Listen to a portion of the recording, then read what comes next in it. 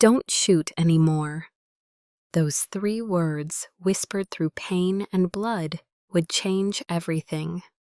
But let me take you back to how Maya Freeman ended up bleeding in a stranger's arms, caught between a bullet and a Korean crime boss who should have killed her, but didn't. The gunshot echoed off steel containers like a crack of thunder trapped in a bottle. Maya pressed herself against rusted metal, heart hammering so loud she was certain they'd hear it over their own voices. Her waitress apron still reeked of coffee and bacon grease from the double shift she'd just finished. She'd only cut through the warehouse district because her bus fare ran out 3 stops early. The shortcut behind the harbor factory would save her 20 minutes and a mile of walking. Now she'd give anything to have walked that extra mile. "You betrayed the family." The voice sliced through the night air, precise, controlled, speaking English with a Korean accent that somehow made the words more menacing. "Did you think I wouldn't discover it?" Maya risked a glance around the container's edge. 7 men stood in a half circle beneath a single flickering streetlight. 6 held weapons with the casual ease of people who used them often. The 7th, tall, broad-shouldered, wearing a black wool coat that probably cost more than her yearly rent, stood with his hands clasped behind his back. He didn't need a gun. His stillness was authority enough. An 8th man knelt on the concrete, wrists bound with zip ties, face already bloodied from previous persuasion. "Please, I can explain. The money, I was going to return every cent. Enough!" The man in the black coat raised one hand. The pleading stopped as if someone had flipped a switch. "You knew the consequences when you stole from us. I don't punish betrayal because I enjoy violence. I punish it because showing mercy to traitors means showing cruelty to everyone who stays loyal." Maya's stomach twisted. She should run. Should have been gone the instant she heard voices. But terror had locked her muscles, made her a statue of fear behind cold steel. The kneeling man lunged sideways in a desperate bid for freedom. He crashed into one of the armed men, and chaos erupted. The gun went off, not at him. The bullet found Maya. She felt it before the sound registered. White-hot lightning tearing across her shoulder.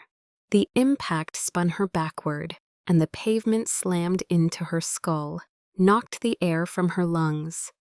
She tasted blood and copper and her own terrified pulse. Shouts erupted. Footsteps thundered closer. "Boss, there's someone behind the container!" A witness. She saw everything. "We need to eliminate—" "Stop!" That controlled voice again, but different now, sharp with absolute command. "Nobody moves, nobody breathes without my permission." Through the haze of shock and pain, Maya saw him approach, the man in the black coat.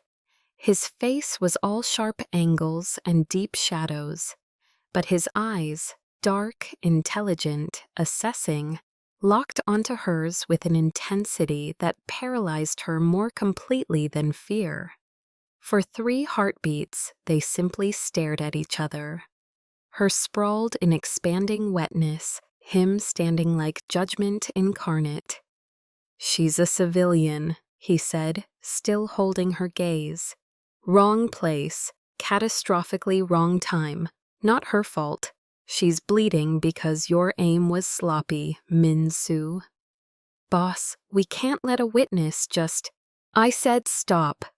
The words came out quieter this time, which somehow made them more terrifying.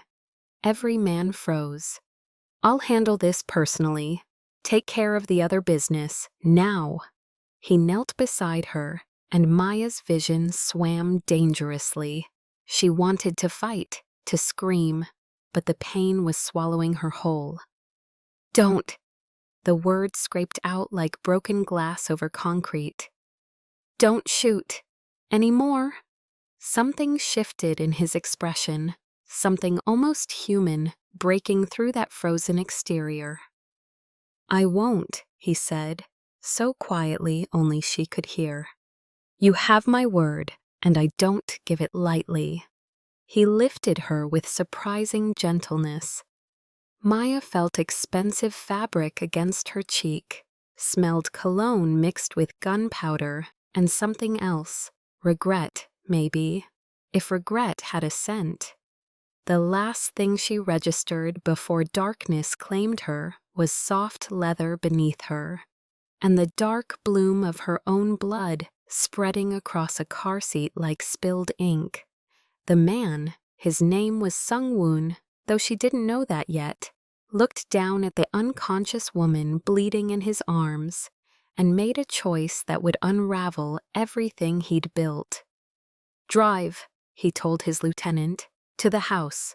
Call Dr. Yoon, tell him it's urgent and absolutely discreet. Boss, wouldn't it be safer to just... I said drive.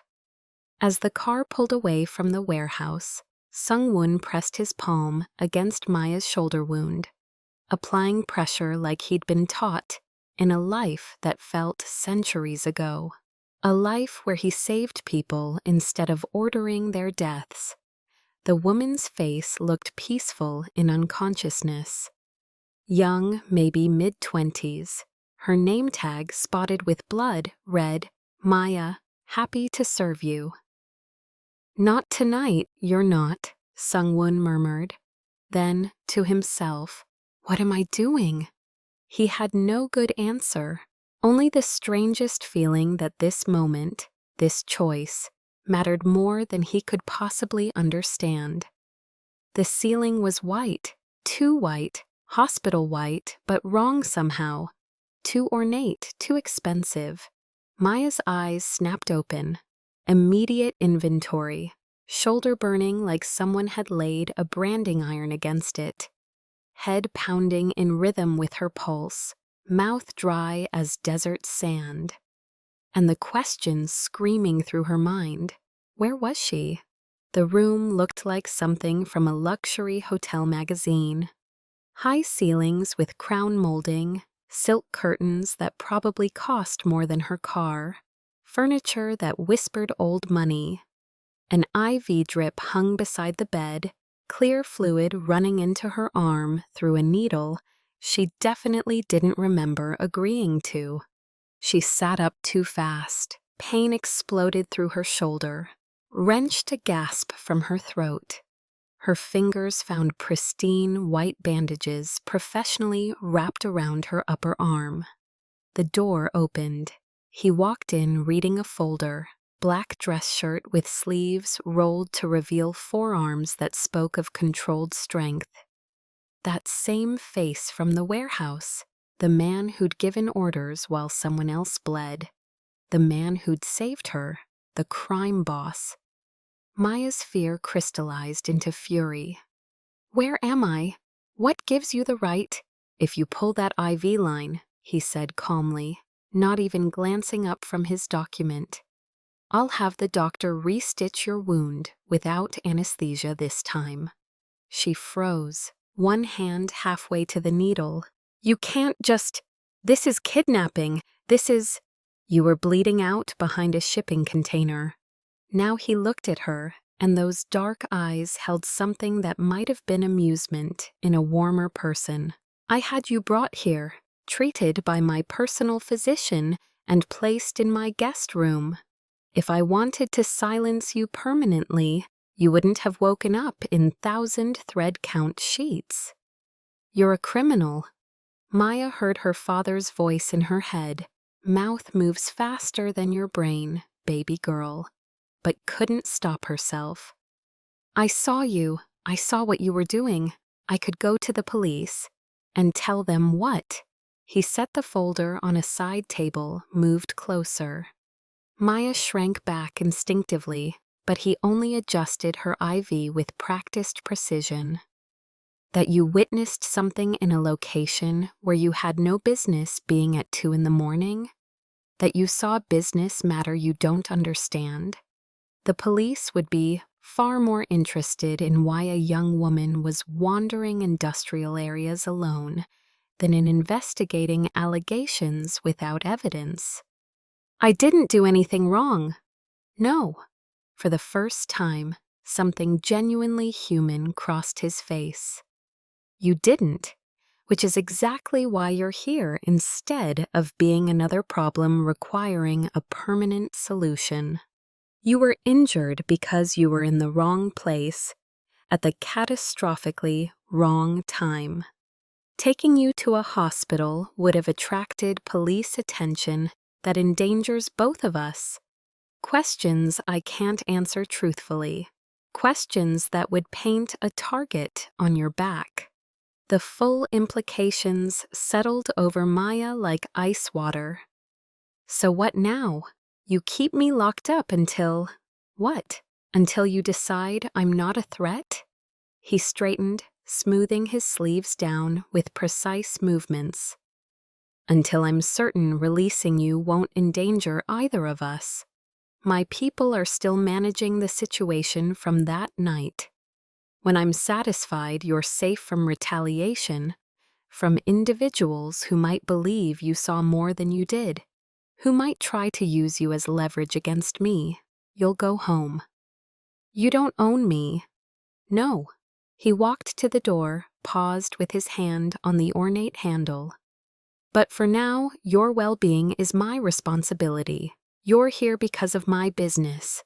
That makes you my obligation. Cooperate, and this will be easier for both of us. Cause trouble. He didn't finish the sentence. Didn't need to.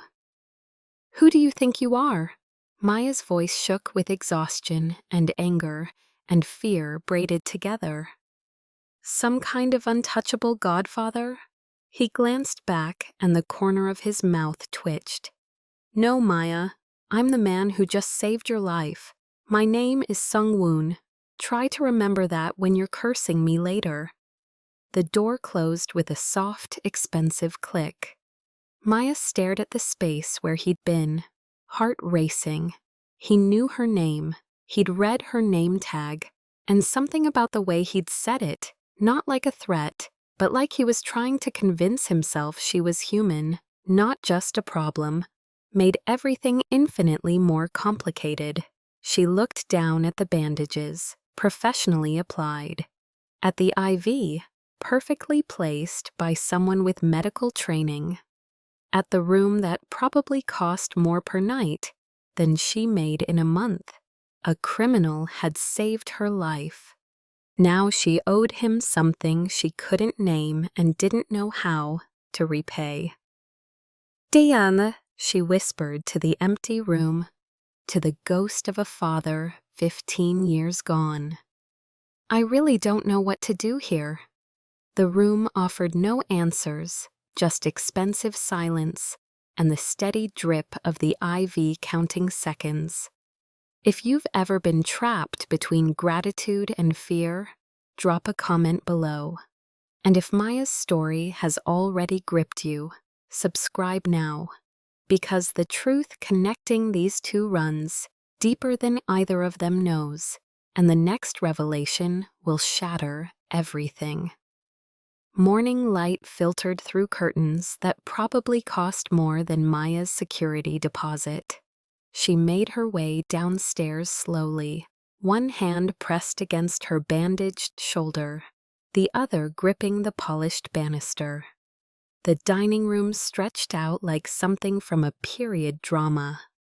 Long mahogany table, high ceilings with crown molding, and at the head of it all, Sung-woon, eating breakfast as if he hadn't been involved in violence less than 24 hours ago.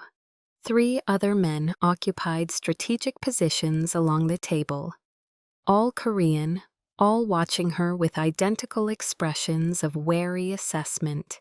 She recognized one, the man whose panicked shooting had nearly killed her.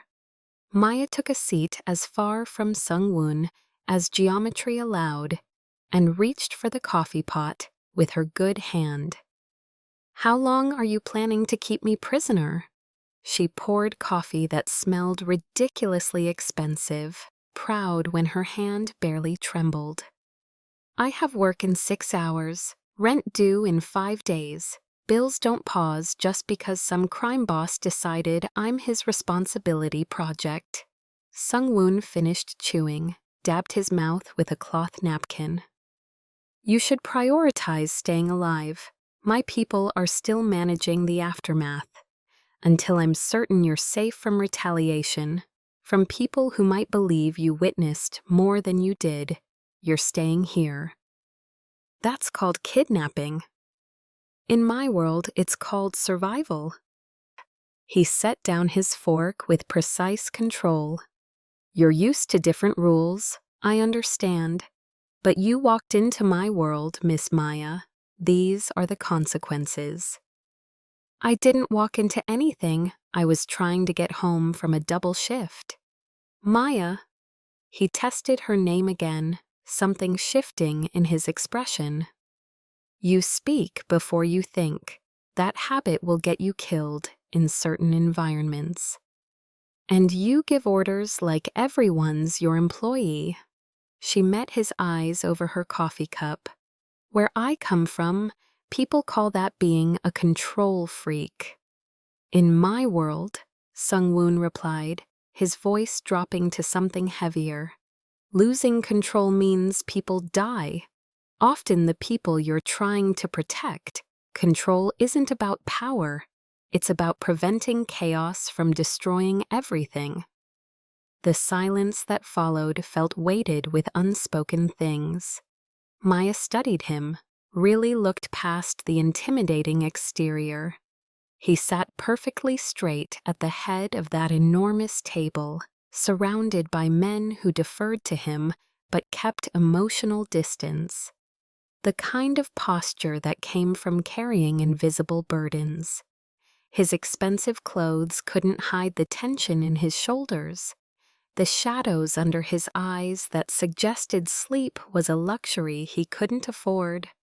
"You always eat breakfast like it's a corporate meeting?" she asked, gentler now. "Every meal is business." He pushed his plate aside, stood with fluid grace. "There's food. Help yourself. The doctor will check your wound this afternoon. Don't remove the bandages yourself." "Yes, sir, boss man," Maya muttered into her coffee. She thought she heard him say, "stubborn woman," under his breath as he left, but couldn't be certain. The young man who'd shot at her, Min-soo, she'd heard Sung-woon call him, leaned forward nervously. "You're either incredibly brave or incredibly foolish, talking to him like that."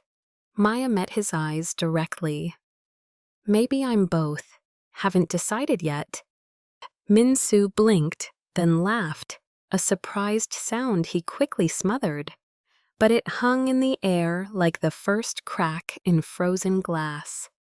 Another man, older with distinguished gray at his temples, shook his head with something like admiration. "Boss hasn't let anyone speak to him like that in 5 years. You're either very special or about to be very dead." "Comforting," Maya said dryly, but she noticed none of them seemed actually hostile, more intrigued, like she was a puzzle they couldn't solve. She took a bite of rice. It was perfect, which somehow made everything worse. Even breakfast in this world of violence and secrets was better than anything in hers. "He really won't let me leave?" she asked quietly. Min-soo's expression turned serious. "He's protecting you. The men from that night, some escaped. They know a witness exists. Until boss neutralizes the threat, letting you walk out would paint a target on your back." "So I'm a prisoner for my own good." "You're a protected guest with security," the older man corrected. "There's a significant difference." Maya wasn't sure she believed that, but she also wasn't sure she had a choice. The garden behind the mansion sprawled out in manicured perfection. Sculpted hedges, a koi pond that probably cost more than a luxury car, stone paths winding between flowers, Maya couldn't begin to name. She'd been allowed outside for fresh air, though the two bodyguards trailing 10 paces behind made it clear this was permission, not freedom. She settled on a stone bench near the pond, watching orange and white fish drift beneath lily pads like living jewels. The spring air carried jasmine and fresh-cut grass, and the unmistakable scent of wealth. From her vantage point, she could see the second-floor balcony. Sung-woon stood there alone, one hand resting on the iron railing, smoking a cigarette. The afternoon sun caught his profile, isolated, like a sculpture of solitude. He stared out at the city with the kind of stillness that came from practiced loneliness. Boss doesn't usually allow guests in the garden. Maya glanced up. A young man stood nearby, different from breakfast, slight build, intelligent eyes, holding a tablet. "I'm not exactly here by choice." "You're not dead," he replied with startling pragmatism. "In our world, that makes you something close to miraculous. I'm Min-jun. I handle communications." "Maya. I handle tables and customer complaints. Quite a difference." Min-jun smiled slightly. "May I?" He gestured to the bench. She nodded, and he sat, maintaining respectful distance. For a moment, they both watched the koi trace endless circles. "Does he always stand up there like that?" Maya asked. "Looking like he's waiting for disaster?" Min-jun followed her gaze upward. "Every evening, smokes exactly one cigarette, thinks whatever he thinks, goes back inside to work until dawn. It's isolating, being in charge. Everyone wants something from you. Protection, money, decisions, justice. No one asks what you need." "He chose this life." "Did he?" Min-jun's voice carried quiet weight. "Most people don't choose their cages. We just learn to survive in them. Make them as comfortable as possible. Pretend the bars are decorative instead of restrictive." Maya absorbed that, feeling its truth. "How long have you worked for him?" 7 years, since I was 19. Min-jun's expression softened. "He saved my life once. Different circumstances than yours, but the same result. I owe him everything. He's a decent man in an indecent business, if that makes sense." "It doesn't," Maya said honestly. "Decent men don't order executions." "No?" Min-jun agreed. "But decent men sometimes make terrible choices to protect people who depend on them. The world isn't simple, neither is he." That evening, Maya couldn't sleep. Pain medication made her restless instead of drowsy, and the mansion's silence felt oppressive. She wandered the hallways in bare feet, half expecting someone to stop her. Nobody did. She found herself near an office with the door cracked open, warm light spilling into darkness. Voices drifted out, Sung-woon and Min-jun speaking English. "You don't have to shoulder everything alone," Min-jun said, concern evident. "Let others share the weight. That's why you have people." "If I don't handle it personally, who takes responsibility when everything collapses?" Sung-woon's voice carried bone-deep exhaustion. "I already carry ghosts of everyone who trusted me and paid the price. I won't add more names because I was too weak or too tired to do what needed doing." "You're not responsible for every life." "That's where you're wrong." A pause, liquid being poured. "Every person here is my responsibility. Every family depending on the income we provide. Every life that would be destroyed if I make the wrong call." The burden doesn't lighten because I want it to. It multiplies, and I carry it, because that's what leadership means. Heavy silence. You need someone, not subordinates, a real person, someone unafraid to tell you the truth. The truth is, I'm exactly where I deserve to be. Sungwon's words came out flat, final. Now go home, sleep. Tomorrow's negotiation won't be easy. Maya pressed her back against the wall, something tightening in her chest. She'd spent days seeing him as the enemy, the criminal, the captor, the voice that ordered death without flinching. But this voice belonged to someone else. Someone measuring his life in unpayable debts and unshared burdens. When the bodyguard delivered her evening pain medication later, he added unprompted, "Boss noticed you were struggling during the bandage change. Wanted me to give you these before bed so you rest better." Maya stared at the pills. He noticed that? Boss notices everything. It's how he keeps everyone safe, seeing what others miss. And after he left, Maya stood at her window, looking out at the empty balcony, imagining Sungwoon standing there with his cigarette and his isolation like equally heavy weights. "You're insane," she whispered to the night. But maybe not completely heartless. The thought should have been comforting. Instead, it made everything more complicated.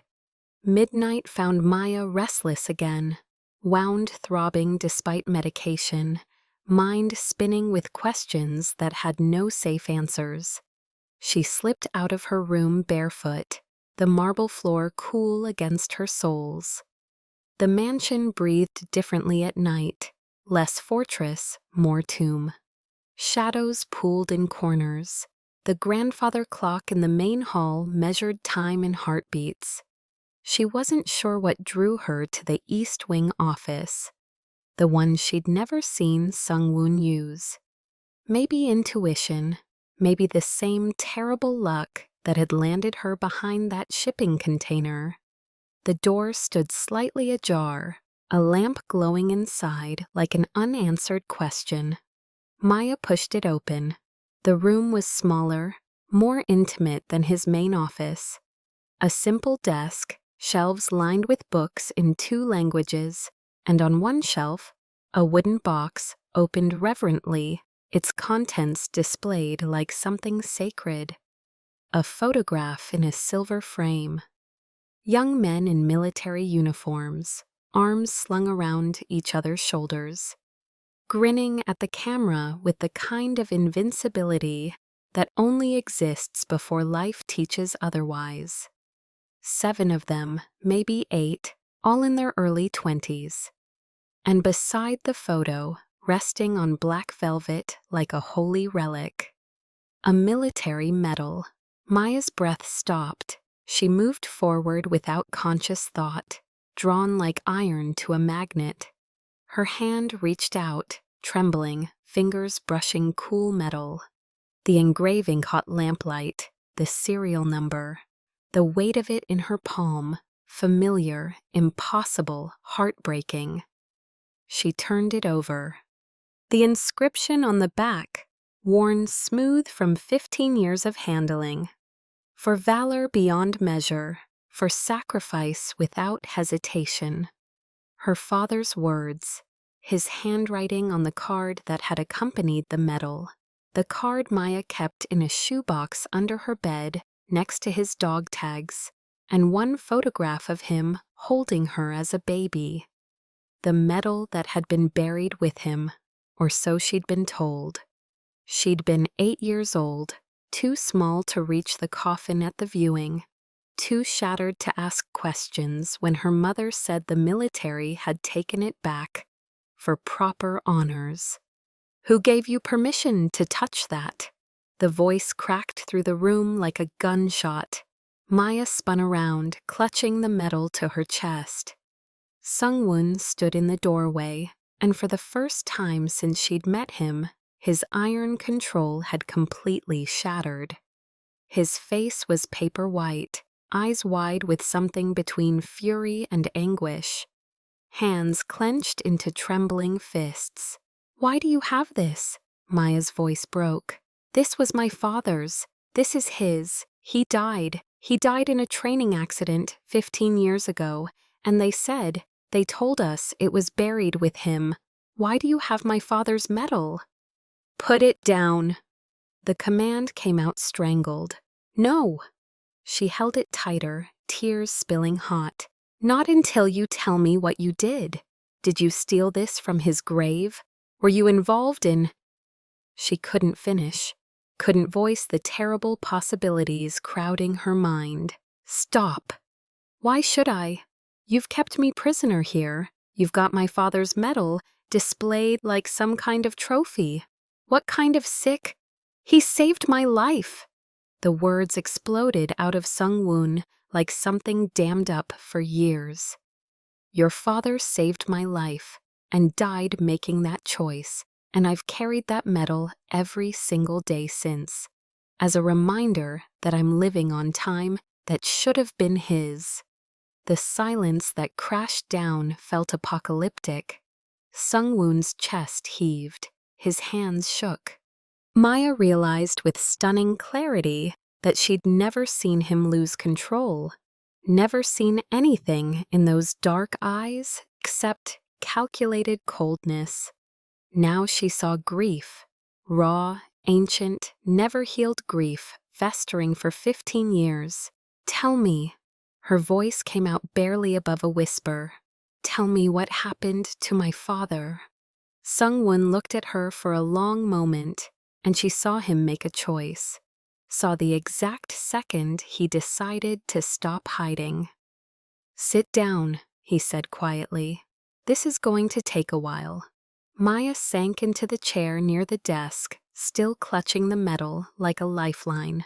Sung-woon moved to the window, putting distance between them, and began to speak. "I was 23 years old," Sung-woon said, his voice hollow, directed at the dark window rather than at her.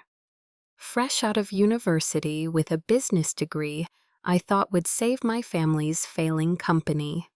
My father had other plans involving organized crime, debts to dangerous people, promises he couldn't keep. I tried to escape it by enlisting, thought if I served honorably, dedicated myself to something bigger, maybe I could redeem our family name, make us legitimate again." Maya watched his reflection in the glass, saw the way he held himself rigid against old pain. "I was arrogant, reckless, thought being smart made me special. During a live fire exercise at the base, equipment malfunction, ammunition that should have been dummy rounds wasn't. Everything went catastrophically wrong. I saw the grenade rolling toward our squad, saw it happen in slow motion, and I froze, completely froze." His hand came up to his chest, pressed against his heart. "Your father, Sergeant Marcus Freeman, the most commanding and inspirational soldier I'd ever met. He didn't freeze. He threw himself on top of me, shoved me into the trench, used his own body as a shield. Took 3 rounds meant for me, center mass, through the vest, the kind of wounds you don't survive." Maya's hand covered her mouth, but she couldn't stop the sob that escaped. "They called for medical evacuation. I held pressure on the wounds, kept talking to him, begging him to stay. He was fading. I could see life leaving his eyes, but he took this medal," Sung-woon gestured toward her hand, "and pressed it into my palm. His blood was on it, on my hands," he said. "Listen close, son. Take this. Don't waste the life I'm buying you. Live it right. Live it for both of us. Make it mean something." Then he made me promise, made me swear I'd survive. I'd be better. I'd make something worthwhile of the years he was giving me. He died in the helicopter, Maya whispered, knowing this part from her mother's broken explanation years ago, before they could get him to the hospital. 47 seconds after takeoff, Sungwon's voice cracked. I counted. I stood on that field, covered in his blood, and counted every second until the radio confirmed what I already knew. The best man I'd ever known died so a selfish, arrogant boy could live. He turned finally, and his face was a landscape of anguish. I left the military 3 months later. Couldn't stay, couldn't face another sunrise knowing I was breathing because someone worthwhile had stopped. My family's debts hadn't disappeared, they'd multiplied. The people my father owed came for payment. I started doing favors to buy time, small things at first, then bigger things. Then one day I looked around and realized I was running the organization, giving orders, becoming exactly the kind of man your father would have been devastated to have saved. So you became this? Maya stood, the metal burning in her palm, her voice shaking with fury and grief. A crime boss? You took the life my father bought with his blood and turned it into violence and corruption and everything he stood against. He saved you so you could live, not so you could become the thing he dedicated his life to fighting. I know. The 2 words fell like stones. Do you? Maya crossed to him, shoved the metal against his chest hard enough to make him step back. My father was a good man, an inspirational man who believed in honor and sacrifice and protecting the innocent. He believed in second chances and doing right even when it cost everything. And you're a criminal who orders people killed, who holds witnesses captive, who's probably destroyed more lives than you've saved. Is this what you think he wanted? Is this how you live it right? Every single day, Sungwoon said, taking the medal but not looking at it. I ask myself that exact question, and every single day I have no good answer. I've tried. God, Maya, I've tried. I drew lines I wouldn't cross, kept drugs away from schools, protected neighborhoods from worse predators, took care of my people's families. I thought if I could minimize the harm, contain the violence, maybe I could justify. He stopped, shook his head. But you're right. I'm not the man your father thought I'd become. I'm the mistake he made when he chose to save me instead of letting me face my own fate. Maya's anger cracked open, and beneath it lay grief so old and deep she'd forgotten it was there. I was 8 years old when they told me he was gone. 8 years old, and the last thing he said to me before that deployment was, "Be brave, baby girl. I'll be home for your birthday." He never came home, and all this time I thought he died in some meaningless accident. But he died saving someone. He died being a hero. Her voice broke completely. And that someone turned into you. She looked at Sungwoon, really looked, and saw not a monster, but a deeply broken man carrying an impossible weight for 15 years, with no idea how to put it down.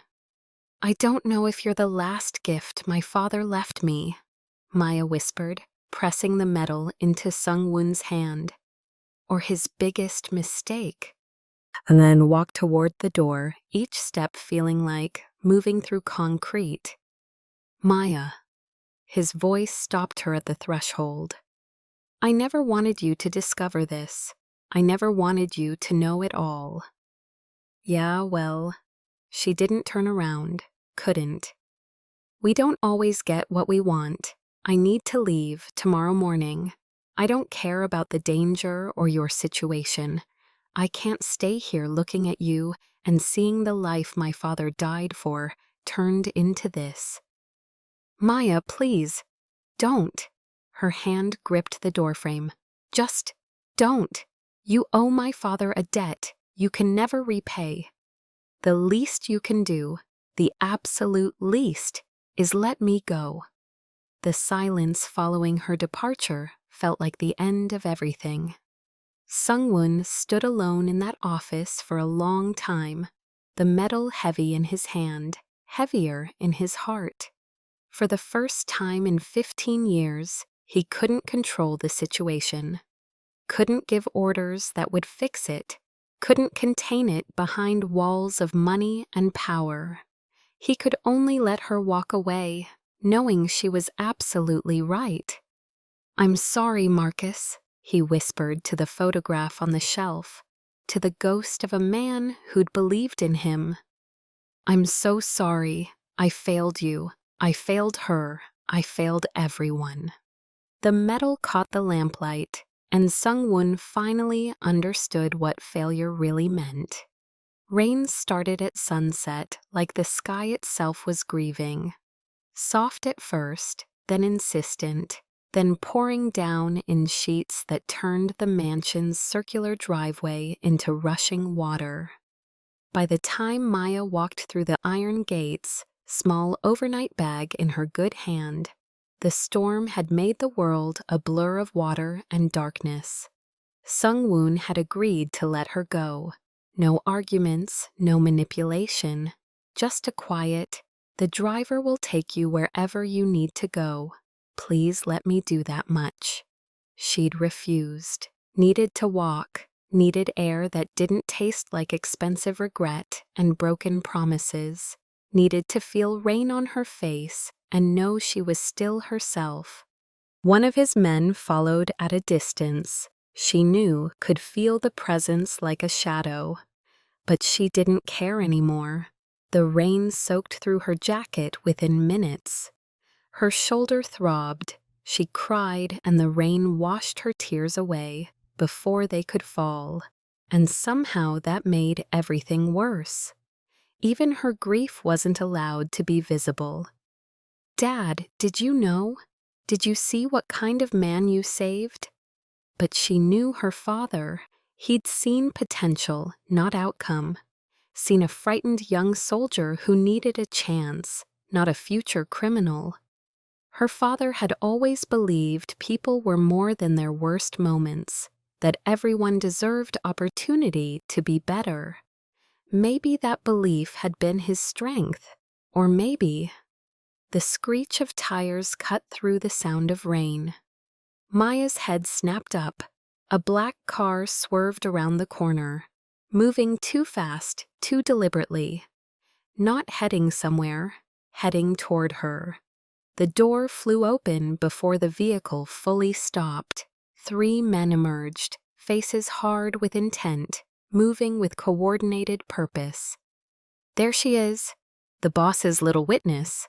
He'll pay well to get her back. Understanding hit like ice water. They weren't Sungwoon's people. They were the enemies, the traitor's allies, the ones who'd escaped that night at the warehouse. And they'd been watching, waiting for exactly this moment, when she'd be vulnerable and exposed. She'd put herself in danger. She'd put him in danger by leaving. Maya ran, footsteps pounded behind her on wet pavement. The rain made everything treacherous. She heard one of them gaining ground, felt fingers grab her jacket. Then the world exploded in motion. Sungwoon appeared from nowhere, must have been following closer than she'd known, and crashed into her pursuer like a freight train. They went down together, skidding across wet concrete. The gunshot was shockingly loud, even through the downpour. Maya screamed. Sungwoon rolled, came up in a defensive crouch, grabbed her arm, and yanked her behind a parked delivery truck. More shots rang out, return fire from his guard, who'd been trailing at a distance. Stay down, Sungwoon's voice in her ear, urgent, stripped of all control. Just raw fear for her safety. "You're bleeding, your side." "I'm fine." He wasn't. Blood seeped through his shirt, mixing with rain. Too much blood. But he kept his body between her and the shooters. One hand pressed against her head, keeping her low, protecting her with himself. The firefight lasted maybe 30 seconds, felt like 30 years.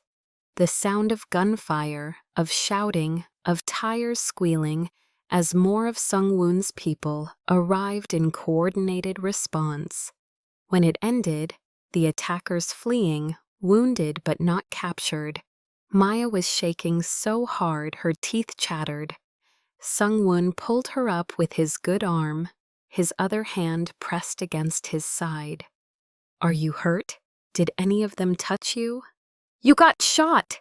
She grabbed his jacket, stared at the blood spreading across expensive fabric. "You jumped in front of a bullet. You're insane." "Probably." He swayed slightly, and Maya realized the blood loss was serious. "Your father did the same for me once. Couldn't let his daughter die when I could prevent it. Couldn't fail him again." "That's not... You can't just..." Maya's voice broke entirely. Hot tears mixed with cold rain. "You don't get to make up for him by dying for me. You don't get to throw your life away like it doesn't matter." "Then tell me what matters." He cupped her face with his blood-stained hand, rain streaming between them, his eyes desperate and alive in a way she'd never seen. "Tell me, Maya. You said I wasted the life your father gave me. Tell me how to make it right. How do I become the man he saw potential in when I don't even remember what that looks like?" She stared at him, this impossibly complicated man who'd saved her twice, who carried her father's memory like a cross, who'd just taken a bullet meant for her without hesitation. "You start," she said, her voice shaking, "by not bleeding out in the street. Come on, you need medical attention." He laughed, actually laughed, the sound rough and surprised, and somehow free. "You're giving me orders now?" "Someone has to. You're terrible at self-preservation." She got under his good shoulder, helped support his weight. "And apparently I'm the only person in your life brave enough, or stupid enough, to tell you that." "Both," he said, leaning on her more heavily than his pride probably wanted. "Definitely both." As his people surrounded them, creating a protective barrier, securing the scene with professional efficiency, Maya helped Sung-woon to the waiting car. His blood stained her jacket, and she found she didn't care. "I'm sorry," he whispered as they drove back toward the mansion. "I'm sorry you were in danger because of me. Sorry you almost..." "Stop!"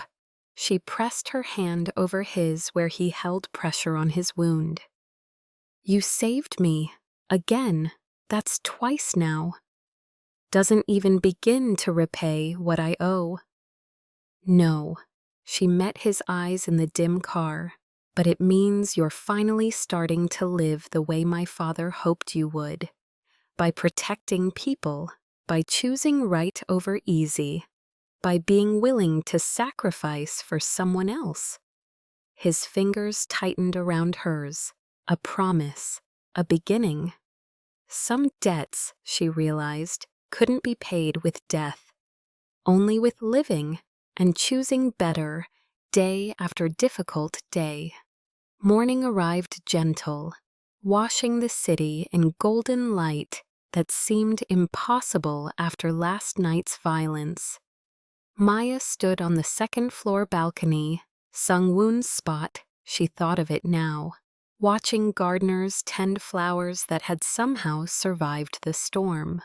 Her shoulder had been re-bandaged by the discreet doctor who asked no questions. Sung-woon had been properly stitched up, the bullet removed. 8 stitches holding together a wound that could have killed him. Should have killed him if he hadn't had her to get home to.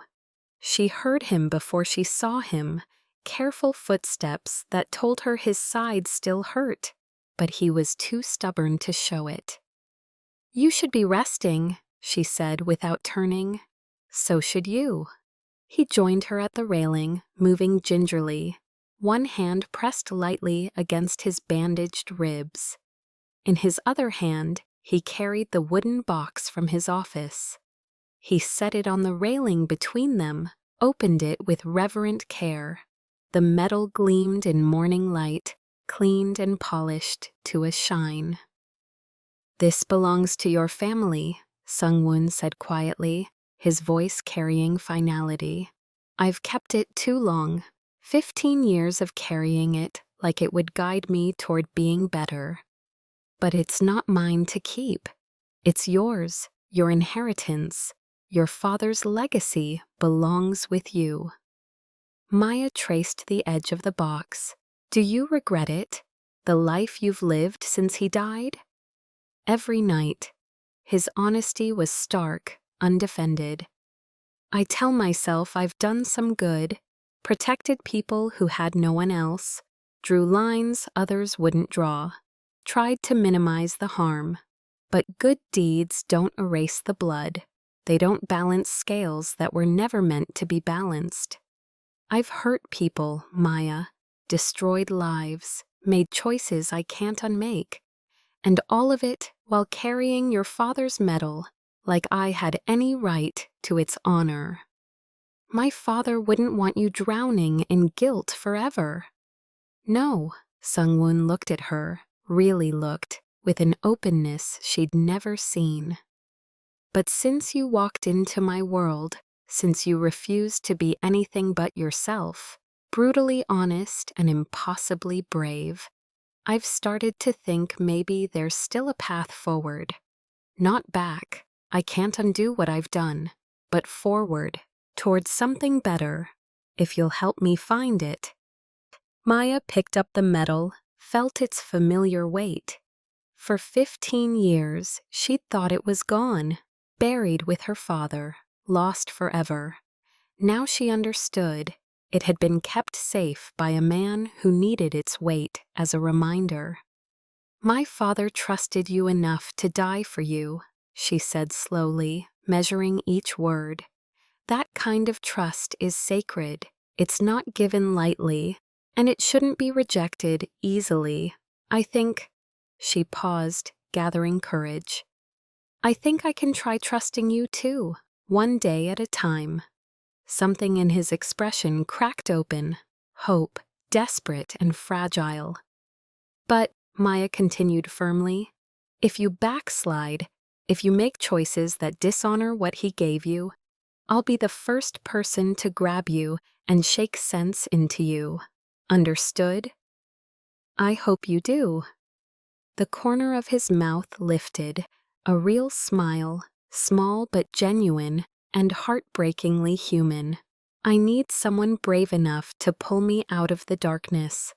Someone unafraid to tell me the truth, even when it hurts." "Well, you found her." Maya lifted the medal, let sunlight catch the engraving one more time. Then, with deliberate slowness, she placed it around her neck. The chain was too long, meant for a man, so it hung low against her heart. She took Sung-woon's hand, his good hand, the one not pressed against healing ribs, and brought it to rest over the medal, over her heart. "From now on," she said softly but clearly, "this isn't just about the debt between you and my father. This is about a promise between you and me. You're going to find your way back to the light. You're going to honor his sacrifice by becoming the man he saw potential in, and I'm going to help you get there. Even if it's hard, even if it takes years. That's a significant promise to make to someone like me." "Yeah, well, I'm my father's daughter." She squeezed his hand. "We don't do small promises. We don't give up on people who are trying. and we believe, even when it seems foolish, that everyone deserves a chance at redemption. Sungwoon's fingers closed gently over hers, over the metal. I can't guarantee I'll transform overnight. The business I'm in, the obligations I have, there's no clean exit. It will take time, strategy, careful moves to protect my people while extracting myself from the worst of it. I'm not asking for instant miracles. I'm asking for effort, for trying, for choosing better tomorrow than you chose yesterday, for being a little bit more like the man my father died believing you could become. That, he said, his voice rough with emotion, I can do. I swear to you, Maya, I will spend the rest of my life trying to be worthy of what your father gave me and what you're giving me now. They stood together on that balcony as the city woke below them. Two people carrying the weight of a good man's sacrifice, choosing to honor it not with perfection, but with persistent, imperfect, motivational hope. Behind them, Min-jun appeared at the balcony door with a breakfast tray, saw them standing close, and retreated with a knowing smile. In the garden, the koi circled their pond in eternal, peaceful rhythm. Somewhere in the city, life continued, messy, complicated, beautiful and broken, and full of second chances. My father would have liked you, Maya said quietly, watching morning light turn everything golden. The you that you're trying to become, not the crime boss, the man underneath. The one who takes bullets for strangers and carries responsibility like honor. That's the most motivational thing anyone's ever said to me. Sungwon's voice cracked slightly. I'll try to be worthy of it. You already are. You just have to believe it long enough to become it. He looked down at their joined hands, at the metal resting between them, connecting them in ways neither had planned, but both now chose. What happens now? Now, Maya considered. Now we figure it out, day by day. You work on becoming someone my father would be proud to have saved. I work on trusting you enough to let you try. We build something real, not a romance born from trauma, but something based on choice and effort and genuine respect.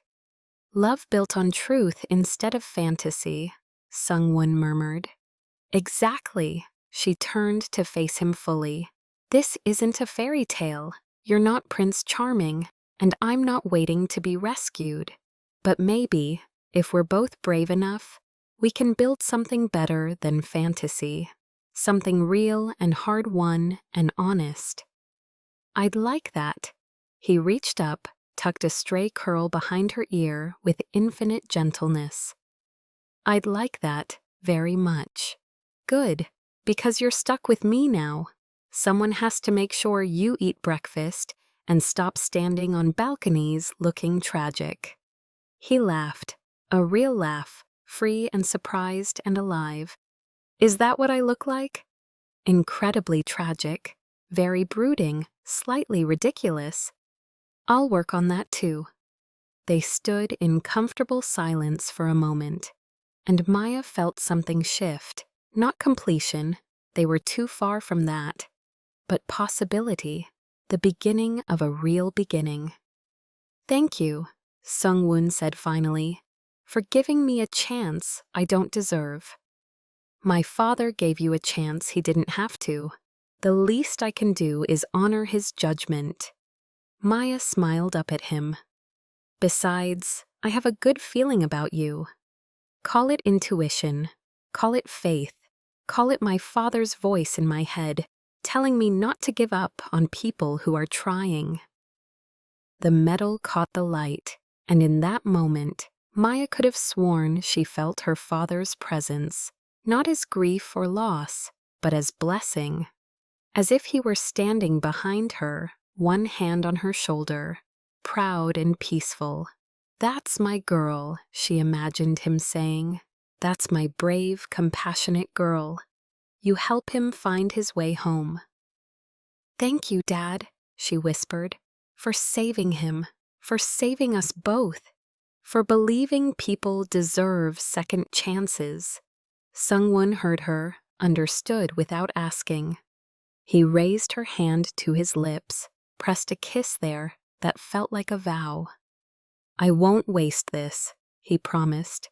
"Not the life your father gave me, not the chance you're giving me. I'll become someone worthy of this, of you, of his sacrifice, of the faith you're brave enough to offer." "You're not someone like you," Maya corrected gently. "You're Sungwoon. You're complicated and broken and trying. That's enough. That's more than enough to start with." As the morning stretched golden around them, as the household began to wake, and life resumed its complicated rhythm, they stood together, the crime boss and the waitress, the guilty and the gracious, the saved and the savior. Two people choosing each other despite everything, because of everything. Building a romance not on fantasy but on respect, reciprocity, vulnerability, choice, and commitment. The kind of love that honored sacrifice by becoming worthy of it. The kind that required courage every single day. The kind that changed people from who they'd been into who they needed to become. "One more thing," Maya said as they finally turned to go inside, to face whatever came next together. "When we have kids someday, way someday, we're naming our first son after my father." Sungwon stopped, looked at her with wonder in his eyes. "Kids, someday." "Yeah," she met his gaze steadily, "because that's what people do when they're building a real future together. They plan, they hope, they create new life to honor the ones who came before. Think you can handle that?" "With you?" He smiled, a full, genuine smile that transformed his entire face. "I think I can handle anything." They walked inside together, the metal warm against Maya's heart, Sungwoon's hand steady in hers. Behind them, the balcony stood empty in golden light, no longer a place of lonely cigarettes and solitary grief, but a place where two people had chosen each other, where promises had been made and hope had taken root, where a good man's sacrifice 15 years ago had finally begun to bloom into the redemption he'd believed in all along. If Maya and Sungwoon's journey touched your heart, if you believe in love that redeems and second chances that matter, please subscribe now to join us for more stories where courage meets compassion and broken souls find their way home. These are tales for women who understand that real love isn't easy. It's earned day by day, choice by choice, through respect, reciprocity, and the willingness to see potential in imperfect people. More stories are coming, each one a reminder that it's never too late to honor the ones who believed in us by becoming who they knew we could be. Thank you for spending this hour with Maya and Sungwoon. Until next time, remember, the strongest love is the one that helps us become who we were always meant to be.